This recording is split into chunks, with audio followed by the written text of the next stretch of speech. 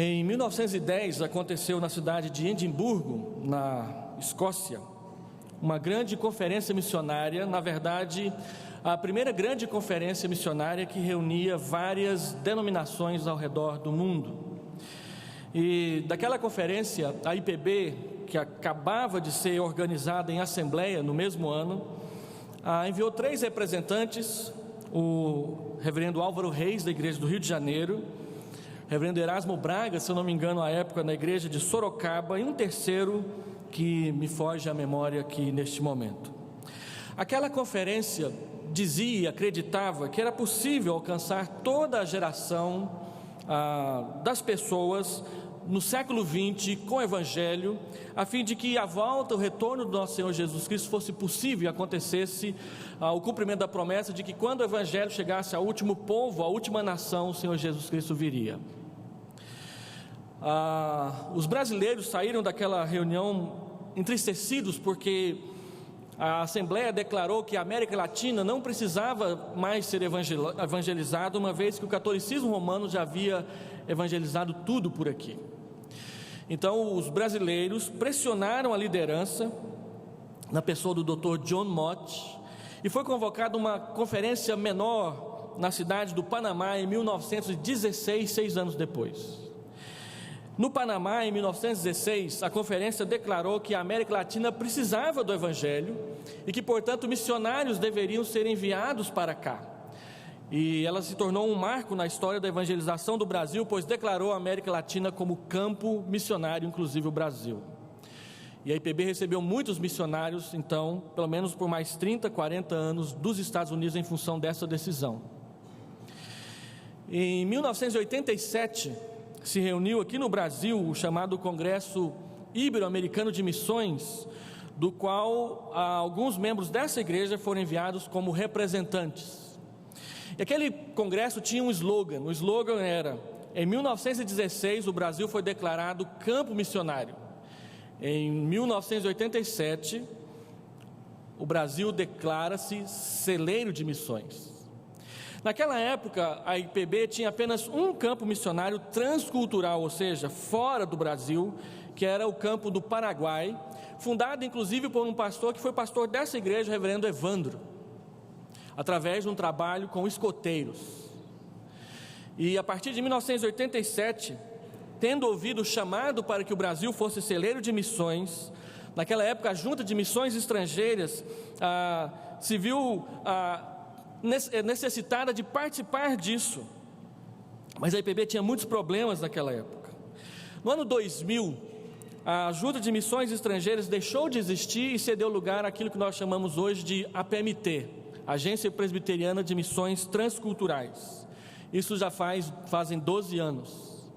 Desde que a APMT foi organizada no ano 2000 até hoje, nós que tínhamos apenas um campo missionário transcultural em 1986, hoje estamos com mais de 30 campos missionários em 30 países diferentes. Nós que tínhamos apenas 2 missionários fora do Brasil, os irmãos Jimenez, lá no Portugal, lá em Paraguai. Hoje nós estamos com mais de 130 missionários no campo, espalhados por várias nações, inclusive tribos indígenas brasileiras e povos que têm colônias aqui no Brasil. A PMT está caminhando nos próximos anos para se tornar a segunda maior agência missionária denominacional do nosso país, porque além de 130 missionários no campo, nós temos hoje em preparação mais 80 missionários, e depois da última reunião que tivemos mês passado, na verdade 83 missionários em preparação para nos próximos 4 anos entrarem no campo missionário. Ou seja, nos próximos 4 anos, a IPB vai quase que dobrar a sua força missionária transcultural. E uma pergunta honesta, justa e sincera que nós levantamos é: como que a Igreja Presbiteriana do Brasil vai sustentar esses missionários no campo? E uma resposta Deus mesmo já tem dado para nós, porque a nossa igreja voltou a crescer numericamente. Estamos quase chegando a 1 milhão de membros, se já não chegamos. E nos últimos 10 anos, a fidelidade na remessa de dízimos ao Supremo Concílio aumentou de 35% para 70% no ano passado.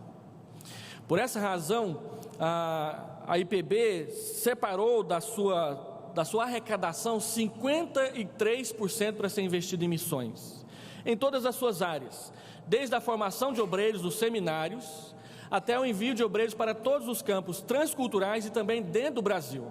E criou um comitê que é chamado de Comitê Gestor, que administra todo o montante financeiro que é aplicado na construção de templos, na preparação de pastores, na preparação de missionários, no envio e no sustento desses missionários para fora. No entanto, sustentar missionários transculturais não é tão simples assim, e já fazem 12 anos que nós temos usado o mesmo sistema que a Igreja Batista tem usado na sua denominação. A Igreja Batista hoje é a igreja denominacional que mais tem missionários no campo. Eles têm algo em torno de 400 missionários brasileiros no campo transcultural.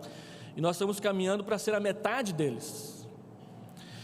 E eles usam um sistema que é chamado de sistema híbrido, em que a denominação assume uma parte do sustento e as igrejas locais assumem a outra parte do sustento. E é o sistema que a nossa igreja tem feito uso dele já há 25 anos, em que a igreja entra como parceira no sustento de alguns missionários. Aqueles que são missionários da APMT, eles recebem uma base salarial para que todas as exigências legais do nosso governo sejam cumpridas.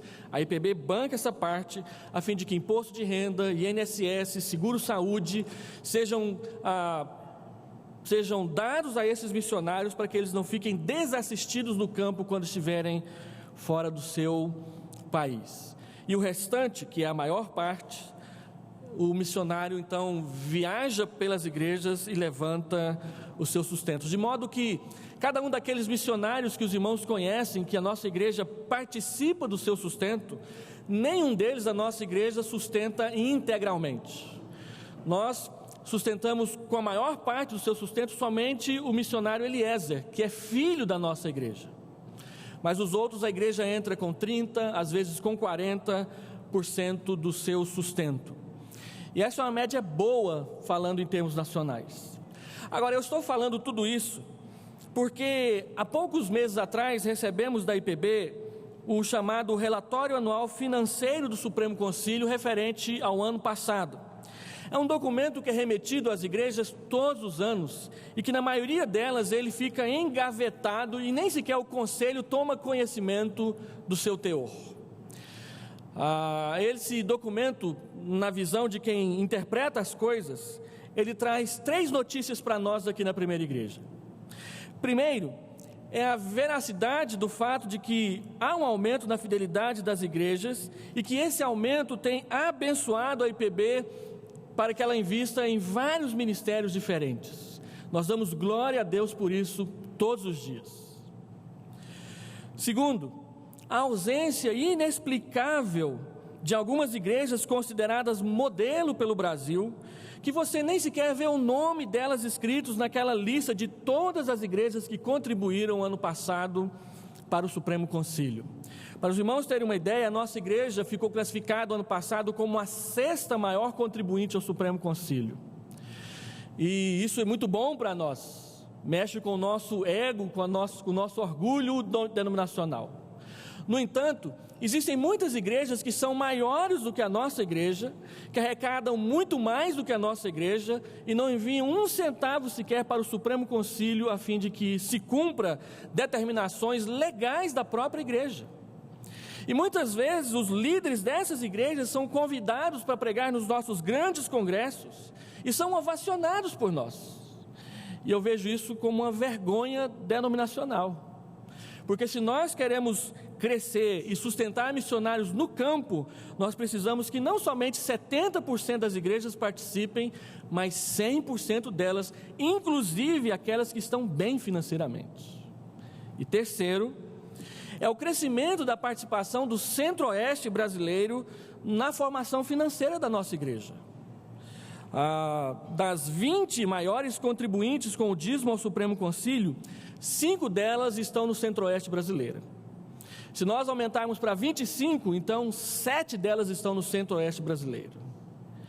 E Goiás hoje é o 7º estado em termos de remessas de finanças para o Supremo Concílio da nossa igreja. O que isso quer dizer? Isso quer dizer que as igrejas do interior do país estão crescendo, se desenvolvendo e participando da vida da igreja nacional. Isso também é motivo de alegria e nós fazemos parte dessa estatística de crescimento dentro da nossa igreja. E o meu foco aqui então é o que tudo isso tem a ver com o chamado de Jesus Cristo para a obra missionária. Ora, a aplicação e a implicação é óbvia. Se as finanças da nossa igreja vêm crescendo, se as finanças das nossas igrejas vêm crescendo, então é sinal de que, de fato, Deus está preparando essa igreja para que esse número grande de missionários que estão sendo preparados possam sim chegar aos campos e plantar as igrejas que nós desejamos que elas sejam plantadas a partir dos próximos 5 anos neste planeta chamado Terra. A nossa conferência missionária do ano que vem, que vai tratar sobre o tema da evangelização indígena, nós vamos comemorar e vamos desafiar ao mesmo tempo a igreja. Nós vamos comemorar o fato de que o evangelho vem crescendo no meio indígena de forma maravilhosa. Quando eu entrei no seminário há 25 anos atrás, nós tínhamos 220 tribos indígenas que não conheciam o evangelho do Senhor Jesus Cristo. Hoje, 25 anos depois, nós temos 110 tribos indígenas que não conhecem o evangelho. E a nossa igreja está envolvida com o sustento de pelo menos 2 missionários que trabalham com indígenas. E nós vamos ouvir alguns deles aqui ano que vem, para que eles nos desafiem e desafiem a igreja da nossa região a respeito de como fazer missões.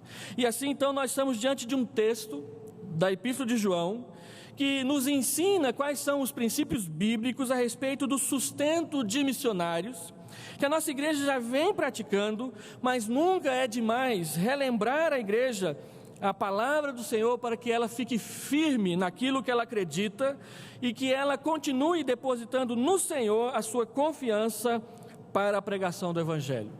Quando nós lemos a 2ª Epístola de João e também a 3ª, nós vamos perceber que as duas tratam da questão dos pregadores itinerantes que viajavam de cidade em cidade, pregando o Evangelho, plantando igrejas e fortalecendo igrejas. Só que, embora as duas tratem do mesmo tema, elas tratam do mesmo tema de forma inversa. Na 2ª epístola, João trata daqueles missionários que nós não devemos receber na nossa igreja, porque são falsos mestres e ensinam heresias por onde eles andam. João chega a dizer que quem acolhe um herege, uma pessoa que é falso mestre, que ensina doutrinas equivocadas e não bíblicas na igreja, essa pessoa se torna cúmplice das suas obras, portanto também participará do seu castigo. Por outro lado, na 3ª epístola, João trata do assunto inverso. Se nós não devemos receber o falso mestre, aquele que ensina o erro na igreja, por outro lado, nós devemos sim receber, hospedar e cuidar bem e encaminhar dignamente aqueles que ensinam a palavra do Senhor com verdade, a fim de que eles possam continuar cumprindo o seu ministério.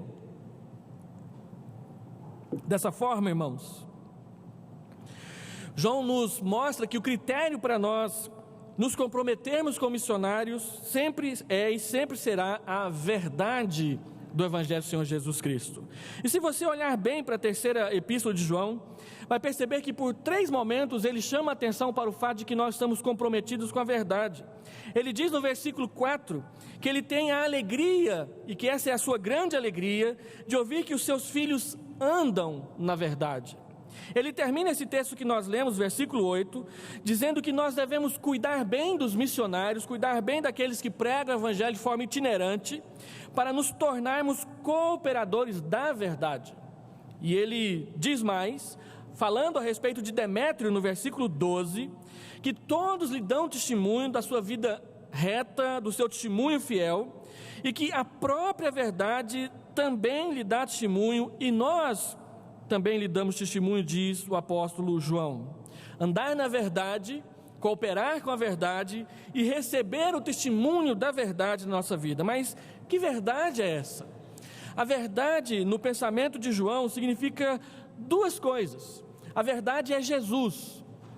Se você abre a sua Bíblia, João capítulo 8, versículo 32, o Senhor Jesus Cristo diz: e conhecereis a verdade, e a verdade vos libertará. Você desce versículo 33, 34, 35, versículo 36, se o Filho vos libertar, verdadeiramente sereis livres. Jesus é a verdade. E um texto que todo mundo sabe de cor, capítulo 14, versículo 6, eu sou o caminho e a verdade e a vida, ninguém vem ao Pai senão por mim. Jesus é a verdade, mas o Evangelho também é a verdade. Quando o Senhor Jesus Cristo está fazendo a sua oração lá no cenáculo, João capítulo 17, versículo 17, ele pede a Deus: santifica os discípulos na verdade, a tua palavra é a verdade.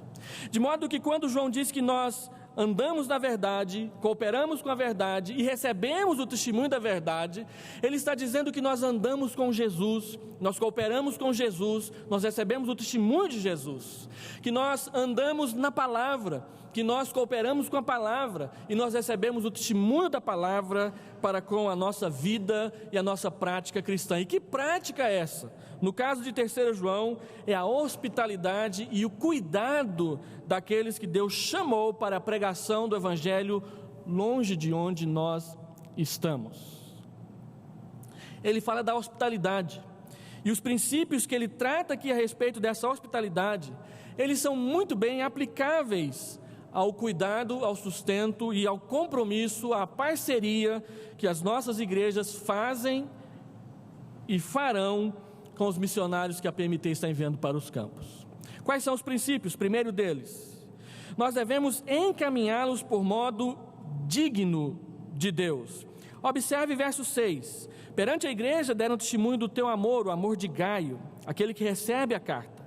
Bem farás encaminhando-os em sua jornada por modo digno de Deus. João diz, pela expressão modo digno, que nós devemos encaminhá-los de forma apropriada. Dr. John Stott, comentando esse texto, diz que a expressão apropriada, aqui traduzida por digno, ela tem um sentido financeiro, de providenciar o necessário para que aquele que for encaminhado não passe necessidades. João está falando da parceria financeira, da parceria de envio, da parceria de sustento que nós devemos ter para com os missionários. Nós não devemos simplesmente ser uma igreja que recebe aqui o missionário, fica feliz porque ele está indo, põe as mãos sobre a sua cabeça e diz: vá em paz e que o Senhor te acompanhe. A palavra de Deus nos exorta, nos convoca a encaminhá-los de modo apropriado, que nós providenciemos o necessário para que eles possam ir aonde o Senhor Jesus os está levando, e assim eles não tenham falta de nada, mas eles tenham todo o suprimento necessário, não só para a viagem, mas para o sustento onde eles estão trabalhando. Modo digno. Eu estava em São Paulo, no 5º Congresso Brasileiro de Missões, ouvindo a preleção do reverendo Silas Tostes, naquela manhã, quando ele, expondo Filipenses a respeito do sustento dos missionários, ele levantou uma pergunta. Ele disse: quanto tempo demora para uma igreja esquecer o seu missionário no campo? Do meu lado estava uma missionária de uma igreja pentecostal, que havia sido enviada para o Japão, e ela começou a chorar e disse bem baixinho: 6 meses. 6 meses foi o prazo que a igreja dela demorou para esquecer que a tinha mandado para o Japão. E lá no Japão ela passou fome. Não fosse a missionária da PMT que estava lá, que lhe deu hospedagem e cuidado, repartindo com ela o seu próprio sustento, ela não teria nem como voltar para o Brasil. Muitas vezes as pessoas se comprometem com o missionário e dizem: pode ir que nós vamos te sustentar. e passa um pouco de tempo, seja por problemas financeiros da igreja, seja porque apareceu um outro projeto que a igreja quer investir, seja simplesmente porque a igreja esqueceu, e isso acontece, os missionários contam isso para a gente, eles param de remeter dinheiro para as pessoas, e elas ficam em situações complicadas, lá no estrangeiro, ou no lugar onde estão trabalhando para Jesus. Deus diz: encaminhe de modo digno. Essas pessoas são dignos de cuidado, porque elas não estão indo para servir a si mesmas, mas estão indo para servir a Cristo. E este é o segundo princípio aí no texto. Por que nós devemos encaminhar essas pessoas por modo digno? O versículo 7 responde: pois por causa do nome foi que saíram. Eles servem ao nome de Jesus. E o Senhor Jesus diz: quem vos recebe, Mateus capítulo 10, versículo 40, quem vos recebe, a mim me recebe, e quem me recebe, recebe aquele que me enviou. Quando nós encaminhamos um missionário e nos comprometemos financeiramente com ele, nós não estamos comprometidos somente com ele, mas estamos comprometidos e comprometendo-nos com o nome que ele levou consigo. Isso traz implicações para a igreja e traz implicações para o missionário. Se o missionário foi por causa do nome de Jesus e depende do sustento da igreja, ele não pode brincar com uma coisa tão séria. Como quando um missionário, há um tempo atrás, enviou uma carta para o nosso conselho missionário pedindo que a igreja o ajudasse a pagar suas passagens para a China, porque ele achou que devia fazer um curso de inglês lá na China. Tem o Fisk aqui, não sei por que ele foi lá para a China, mas ele achou que tinha que fazer inglês lá na China, e comprou as passagens, e não tinha dinheiro para pagar as passagens, e disse que comprou pela fé, e a igreja que tinha que sustentar a fé, que deveria ser dele, e ser mais econômico na hora de cuidar dos seus recursos. E nós não mandamos nada, porque não é assim que se faz. Eles saíram por causa do nome de Jesus, e na sua prática missionária eles honrarão o nome de Jesus. Portanto, se nós nos comprometemos com aqueles que enviamos, então nós devemos manter firme o nosso compromisso.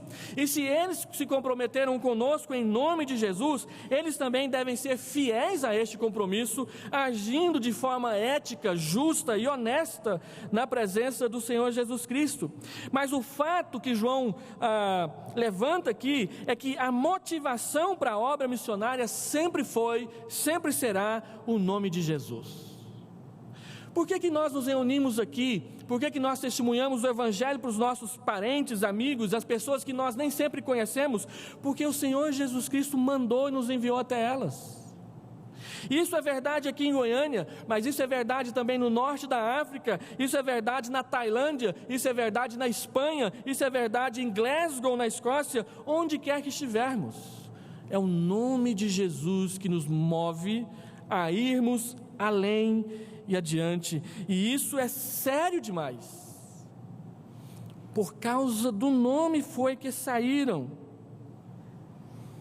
Terceiro princípio: a igreja deve sustentar a obra que o Senhor Jesus colocou nas suas mãos, porque eles saíram, diz o versículo 7, nada recebendo dos gentios. Eles não receberam nem um centavo de quem não crê em Jesus. Quem deve sustentar a obra missionária da igreja é a igreja, e não aqueles a quem nós estamos indo evangelizar.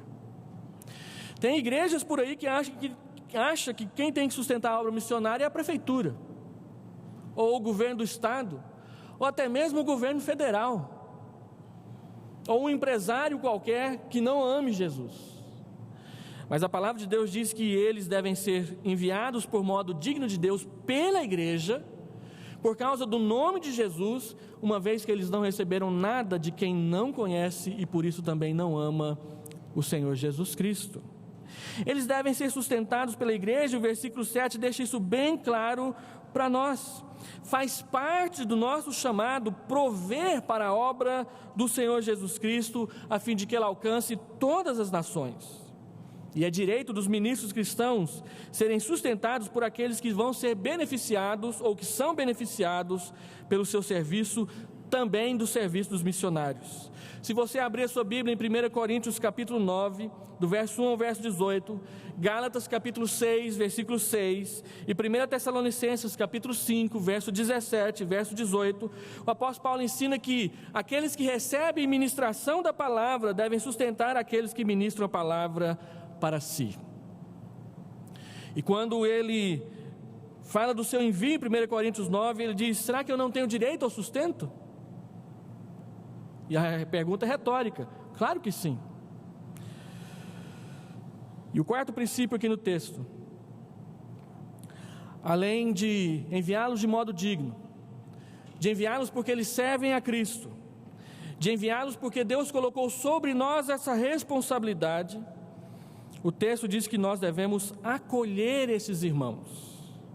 No texto grego aparece, diante da palavra devemos aqui, verso 8, portanto, em razão de tudo isso, devemos acolher esses irmãos. No texto grego aparece a expressão nós, antes da palavra devemos. Nós devemos. E quando isso acontece, gramaticalmente falando, quer dizer que o autor está enfatizando quem deve agir nessa questão. Ou seja, é uma obrigação nossa, nós devemos cuidar, acolher, hospedar, suprir estes irmãos.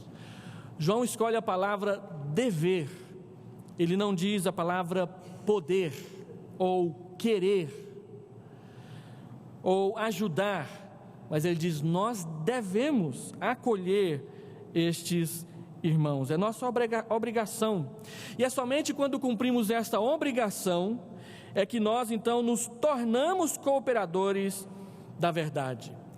João diz que ao fazermos isso, o objetivo é que a verdade receba a nossa contribuição em obediência ao Evangelho do Senhor Jesus Cristo. E assim, quem hospeda um falso mestre é cúmplice das suas obras más, versículo 11 de 2 João, quando ele escreve dizendo: porquanto aquele que lhe dá boas-vindas ao falso mestre, faz-se cúmplice das suas obras más. E aquele que hospeda um verdadeiro missionário, um verdadeiro pregador, um verdadeiro mestre, ele se torna cooperador, trabalhador ao lado da verdade, que é Jesus e que é o próprio Evangelho do Senhor Jesus. A obra cristã não é apenas sair e pregar o Evangelho, mas também é cooperar com ela, enviando para onde nós não estamos aqueles missionários que o Senhor do nosso meio levantou para assim fazê-lo. E diante disso eu gostaria de fazer algumas aplicações gerais e algumas bem específicas para a nossa igreja. Primeiro, João ensina para nós que cooperar com a verdade é uma obrigação e não uma opção. E podemos fazê-lo de muitas formas, mas todas elas devem ser feitas com compromisso e obediência a esse chamado, a essa vocação. Quando nós aprendemos missões, geralmente citamos aquele slogan que as pessoas devem ir, orar e contribuir. E não raras vezes nós dizemos o seguinte: olha, se você não pode ir, então ore. Se você não pode orar, então contribua. Mas o que Deus está chamando a igreja a fazer não é ou uma coisa ou outra coisa. Deus está chamando a igreja a fazer as três coisas. Todos nós devemos orar por missões. E essa é uma das razões porque todo domingo no nosso boletim tem uma pequena coluna de notícias missionárias para a oração. Essa é uma das razões porque existe na igreja um grupo de apoio aos missionários, que na minha opinião deveria crescer ao ponto de não darmos mais conta de fazer essas reuniões nas casas dos irmãos, de tão grande que esse grupo ficasse, ou pelo menos dividi-lo em vários grupos para intercessão pelos missionários. É por essas razões que sempre temos um momento missionário, uma vez por mês, nos cultos da igreja, para que todos orem, para que todos saibam, para que todos se envolvam, para que todos amem o trabalho missionário, tanto aquele que é feito ali no próximo bairro, como aquele que é feito aqui ao redor de nós, mas aquele que também está sendo feito a milhares de quilômetros de distância e pelo qual nós estamos responsabilizados. Na minha opinião, irmãos, um dos momentos mais bonitos que eu vivi na minha fé e no meu pastorado nessa igreja, foi quando o Ronaldo Lidório trouxe aqueles 2 cocombas aqui à nossa igreja. Depois de 25 anos de investimento, de oração, de contribuição, de cooperação com o trabalho do reverendo Ronaldo Lidório em Gana, e a nossa igreja foi uma das primeiras que se comprometeu com ele, quando ele foi para lá a primeira vez, nós vimos aqui diante dos nossos olhos 2 representantes de uma igreja que tem mais de 3.000 membros hoje, que nasceu de um compromisso levado a sério durante tanto tempo. Nós pudemos segurar nas nossas mãos o Novo Testamento que foi traduzido e pelo qual e para o qual nós cooperamos, e saber que uma nação conheceu Jesus porque nós amamos missões. E a melhor notícia é que os concombas de Gana já plantaram 3 igrejas entre os concombas de Togo. E aquela igreja não somente nasceu de um compromisso da nossa igreja e de várias outras que se comprometeram com aquele missionário, mas ela mesma hoje, para a glória de Deus, já está plantando outras igrejas e alcançando outras nações. De modo que eu creio que naquele dia, naquela noite, nós vivemos um dos pontos altos da nossa fé. E se a gente pode dizer que aquilo foi um momento histórico, para mim foi. Porque podemos ver quanto que a bondade de Deus se materializou na vida das pessoas. Uma nação transformada pelo Evangelho, sendo transformada pelo Evangelho. Todos nós devemos ir, todos nós devemos orar, todos nós devemos contribuir. E nessa matéria de ir, meus irmãos, o mundo precisa de missionários, e é interessante que alguns povos estão pedindo missionários. Um ano atrás, a PMT precisava, na Europa, de 2 pastores para a Inglaterra, 11 para a Espanha, 1 para Portugal, 2 para a Romênia, 1 para a Grécia e 1 para a Itália. Nós precisamos para a África de uma educadora ou de um educador, um pedagogo pós-graduado em pedagogia para Guiné-Bissau, a fim de ajudar a montar os currículos das escolas que nós temos plantado lá. Essa semana eu compartilhei com o Conselho Missionário fotos da escola presbiteriana de uma das cidades de Bissau, onde as crianças não têm nem sequer quadro de giz para aprender. E as nossas escolas estão se tornando as boas escolas daquele país, que está em guerra civil, inclusive. E a gente precisa urgentemente de alguém formado em pedagogia, com pós-graduação, para estabelecer os currículos dessas escolas e ajudar o governo a reformar o seu ensino. Nós precisamos, na América Latina, de um obreiro para a Bolívia, foi enviado agora, 2 para o Paraguai, foi enviado 1 agora, e reabrir o campo da Argentina, que funcionou e foi fechado. E a igreja presbiteriana da Argentina é pequenininha e fraca. Nós precisamos de 25 pastores para a igreja presbiteriana da Síria. Aquele país lá que está aquela guerra civil maluca lá. Nós acabamos de enviar o Jorge, reverendo Jorge, que foi pastor em Jataí. A igreja do Jardim Goiás está comprometida com o Jorge. Jorge tem que esperar 2 anos no Líbano para poder tentar entrar na Síria. Hoje é impossível, está tudo fechado. Para ele pastorear uma igreja que já existe, que tem templo e tem membros, mas não tem pastor. Porque foi morto pelo muçulmanismo ou foi expulso do país pelo mesmo. Então faltam 24. Será que tem um deles aqui?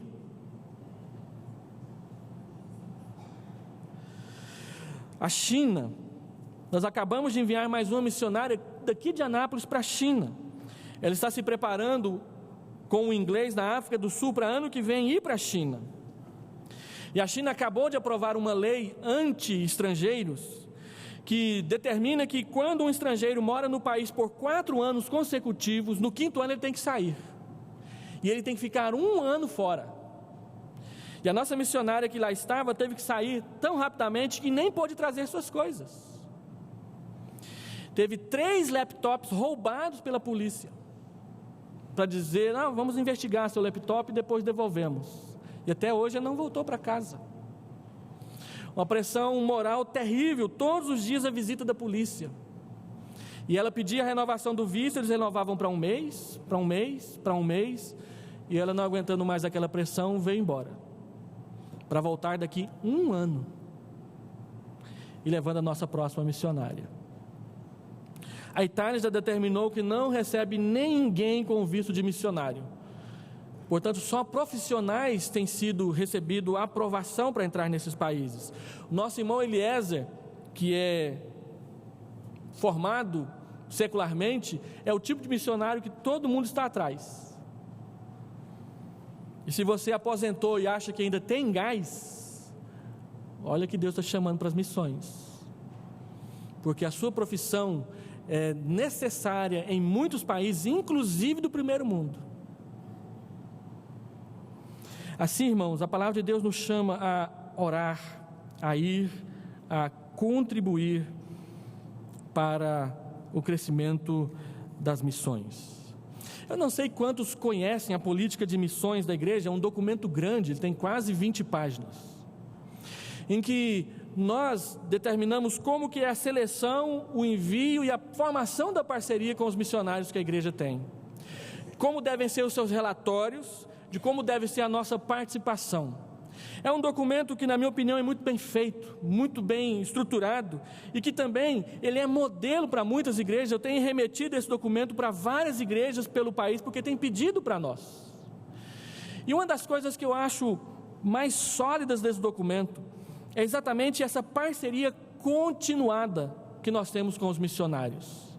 Há um tempo atrás, a igreja achava que nós deveríamos nos comprometer com o maior número de missionários possível, então se aprovava uma pequena parcela do seu sustento. Com o crescimento e a maturidade nesses 25 anos, o Conselho Missionário, com a aprovação do Conselho, percebeu que muitos missionários recebiam a nossa parte, mas não recebiam a parte das outras igrejas. Então a nossa política mudou um pouco. Nós temos procurado nos comprometer mais tempo com um missionário só, com uma quantia financeira que seja um pouquinho maior e que ele sabe que pode contar com ela. E quando por algum motivo seja necessário nós cortarmos a parceria com esse missionário, essa igreja tem mantido o sustento por esses missionários ainda por mais 6 meses, até que eles levantem uma outra igreja para o seu sustento. E não sei se todos sabem, nos últimos 5 anos, todos os anos, nós temos tido o suficiente para poder dar uma oferta, inclusive de Natal, para todos os missionários e agências missionárias com as quais nós estamos comprometidos. E isso é possível porque, além daquela porcentagem que é votada todos os anos pelo Conselho para o sustento missionário, existe todos os meses, e de forma crescente, graças a Deus, aquela oferta voluntária dos irmãos. Essa oferta voluntária, ela é colocada num fundo. Neste fundo, nós acudimos os missionários em suas necessidades especiais. Há poucos meses atrás, esteve aqui conosco o irmão Santinho e o irmão Eliezer, todos 2 doentes. E a igreja financiou o tratamento médico dos 2. E isso foi possível por causa das ofertas missionárias voluntárias por parte da igreja. A nossa oração é que cada vez mais membros da igreja se convençam de que isso é um caminho de bênção. E que quando nós abençoamos aqueles que servem ao Senhor, Deus abençoa a igreja toda. Sem qualquer apelação, mas simplesmente pelo desejo voluntário de servir. E graças a Deus, Deus tem honrado a vida dessa igreja. mesmo quando ela atravessa crises, Deus a tem honrado e abençoado. Na minha opinião, isso acontece porque esta igreja está comprometida com o evangelho integral do nosso Senhor Jesus Cristo. E enquanto isso acontecer, ela não deixará de crescer, ela não deixará de se fortalecer. E cada vez que ela tiver que enfrentar um problema ou uma tribulação, e isso é fato na vida das igrejas, ela o fará mais madura, mais fortalecida e mais preparada para isso. Assim, eu gostaria de terminar essa palavra dessa manhã, primeiro elogiando a igreja. Às vezes a gente pensa assim, não pode elogiar a igreja, pastor. Quando a gente elogia a igreja, a arrecadação cai. Eu tive um pastor que era desse jeito. Não vamos elogiar não, senão a arrecadação cai. Não vamos dizer quanto que foi a arrecadação não, senão ela cai. Irmãos, não precisa nem dizer, todo mês está colocado ali no mural para quem quiser ler.